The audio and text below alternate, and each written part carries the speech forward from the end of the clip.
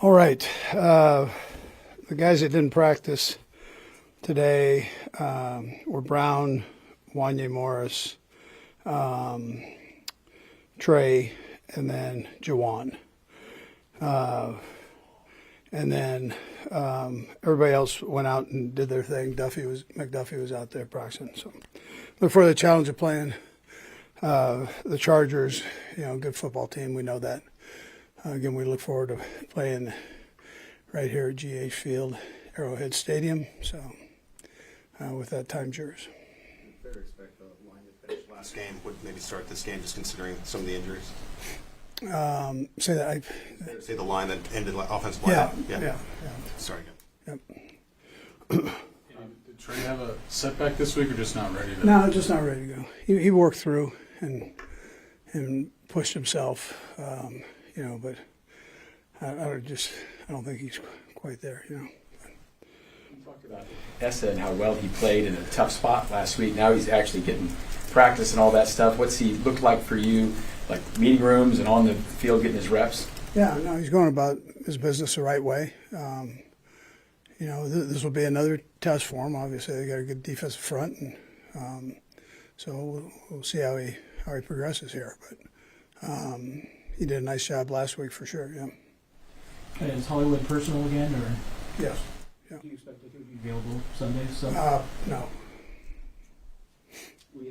We've talked a lot about like the attitude going into this week, and now you're not to the game yet, but you're through the week. Have you seen everything like you'd like to see out of these guys as they approach this in this kind of different circumstance? Yeah, no, like the way they've gone about their business. They've worked hard this week, and like they always do. I mean, they put forward an effort to get themselves better, and that's all you can expect from a head coach standpoint. So.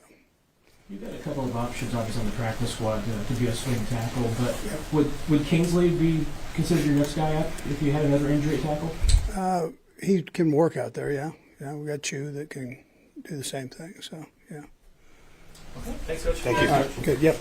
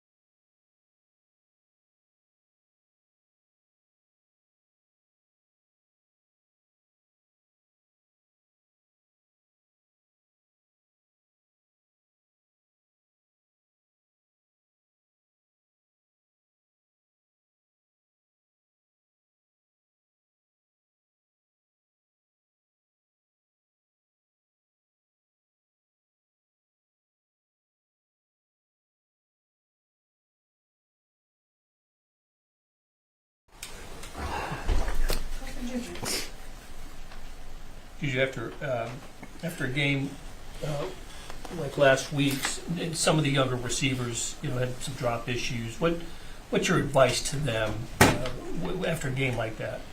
I mean, just you're gonna have tough plays, and my advice to them is just to shake it off, next play, move on. Not everything's gonna go your way how you want it to go. It's the job. It's very high, powerful, stress job. So in those situations, my advice to those guys is just, hey man, move on, next play mentality. We're gonna need you back. We're gonna come back to you, and we're gonna keep coming back to you because that's just the way it works, right? When you have so much trust from the coaches and players and your teammates to just go out there and just do your job, that's what's expected. So they handle very well, and getting, like I said, extra catches on the jug machines, working with Pat and all that too as well. You're a naturally positive guy. I guess what little things have you done to maybe keep your teammates up during this time? Yeah, dude. For me, like I've been in worse, situations, and I feel like being here and being around this organization, they felt a lot of positive, in the past year, and I think for me it's more so just keeping the energy up, keeping it, don't lose our personality, and that's one thing that Coach Reid talks about is that don't lose yourself, in times like this. Teams, they tend to, kind of go, all over the place, but, staying here, staying close together. And when it's moments like this is when you really get to know one another. And I think that's what it's all about. So, the vets kind of already know how it is. And like I said, me being a positive guy in the room, just being able to keep that energy up. And all they know, like, all they know is like winning, right? That's all. Yeah. Is it tough keeping them like focused mentally? No, honestly, it's not tough. It's not tough.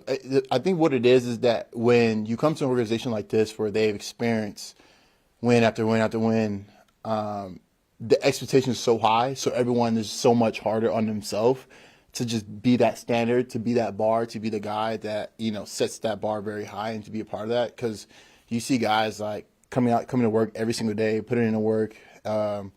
And for the young guys, they see that, and they want to be a part of that. And I think for them, it's more so of they're growing and learning, and everyone just wants to be better. Everybody wants to win. Everybody wants to do their job. So I feel like as a team, a lot of us are growing in that aspect. Do you feel that during the game? Does that add pressure during the game? You guys are always playing pretty significant games. Yeah. Dude, you look at our team, and we've been to the Super Bowl multiple times, and everyone is going to give their best against us. So it's ourselves to feel like, they're going to give their best, so we got to play our best. And not every game is going to be a game where, the offense has 500 yards or the defense has 4 turnovers. Like, it's not going to be always pretty. So in no sense, I think for a lot of us, it's, like I said, it's more so that, in these situations, in these times, you grow in those aspects. Couple more. Thanks, JuJu. Thanks, appreciate it. Sersky.